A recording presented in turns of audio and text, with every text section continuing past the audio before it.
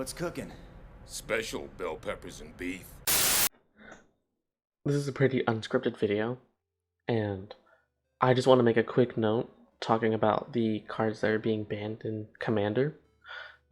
And it made me think of a pretty interesting point that many people don't talk about.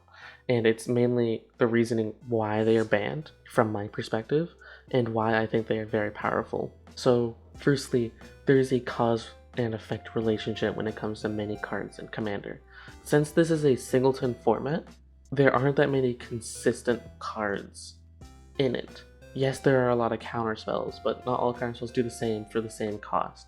Mainly speaking, these cards are very unique and very powerful for what they do. Each of them require a minimal cost for a high benefit. To start us off, Mana Crypt. When you cast it, it's for 0 mana and it immediately nets you mana. That is pretty powerful.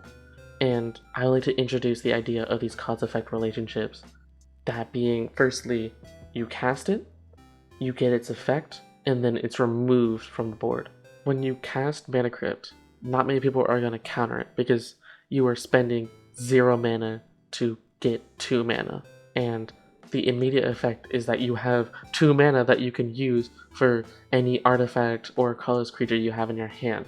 That is very strong, because even if they try to remove it, there is an immediate effect of tapping it for mana, and then they wasted removal on a 0 cost card where you netted 2 mana out of the interaction. And then there's the counterspell cause and effect relationship. Nadu has an immediate effect on the board. Whenever you try to remove it, he punishes that player by gaining a benefit with card draw and a land. So trying to remove Nadu from the board actually benefits the player, which is pretty sad. So you can't kill it off the board because you just let the player do whatever. So what a lot of people do is try to counter it. But what if there's not a counterspell on the board? Because not every player is running blue. Not everybody is running a counterspell. And in a singleton format, not everybody's going to have the mana to counter it on turn 3. So, should everybody be holding up their mana the entire game just to counter that Nadu every single time? Or should we just get rid of Nadu to make sure that players can do what they want to do during their turns? And then lastly, there is the you cast it, you gain the benefit, and nothing happens. Like Dockside Extortionist. There's no point in killing Dockside after he is cast. You have to counter it, but when he enters, you get the benefit immediately, even if you remove him off the board. So there's no point in killing him. So not only do they have a creature, but they have 3 to as many treasures as possible, and it punishes players for having critical permanents like enchantments and artifacts. For 2 mana, you gain a lot of mana off of treasures, which is egregious. And with these 3 cause and effect relationships, it's very hard to really get rid of them without outright banning or agreeing that we don't play those cards. And that leads to why I agree with these bans. These cards punish for minimal cost, and they punish for responses, and they punish for not having the right cards at the right time. You see, with other commanders and other cards, it's very possible to see what a player is trying to do. So if I'm playing Brea and then I cast a Panharmonicon, you can probably guess what I'm going to be doing next turn.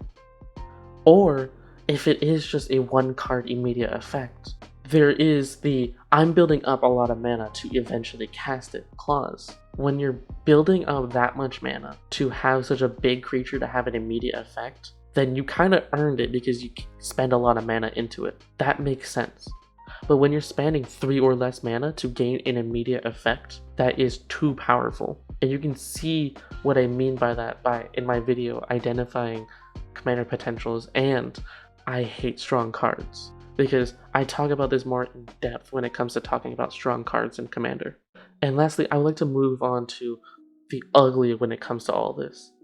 It sucks that a lot of players lost their money off of these cards, because you spend money in a format that is probably going to be pretty eternal when it comes to the cards in it, and to see that format ban these cards in a pretty casual format, it sucks. Because why would you ban a card that isn't really relevant towards the casual side of Magic? Ultimately, it's only punishing players for investing money, which is very weird for Wizards because they seem to care so much about the secondary market. But to ban these cards is just downright devious for a lot of these players because it sucks to lose that much money. And my sympathy goes out to them. That's mainly what I want to talk about. I apologize for how unscripted this video is. I tried my best to organize my thoughts before making this video, but hopefully you either agree or you have something to say that I can read in the comments, and I'd appreciate it. Are you listening to me? There's no beef in here. So you wouldn't really call it bell peppers and beef, now would you? Yes, I would. Well, it's not!